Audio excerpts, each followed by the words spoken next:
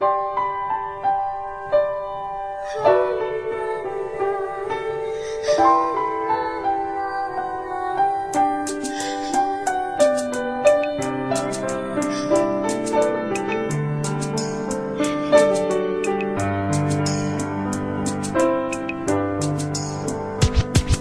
was 3 years old nang ikaw ay na-meet. Napahanga ako sa taglay mong bait. Ikaw ang guest ko sa tuwing birthday, pati sa room ko. Ikaw ang display, di ka na nawala sa alaala. Ikaw lang talaga at walang kagaya. Ikaw ang gusto ng mga friends ko, at di ko alam pati parents ko. Ano ba ang meron ka na wala sa iba, at napapangiti pag nakita ka na sa mga poster at maging sa TV. Inaabangan ng iyong movie. Bata pa ako noon nang maramdaman ko to.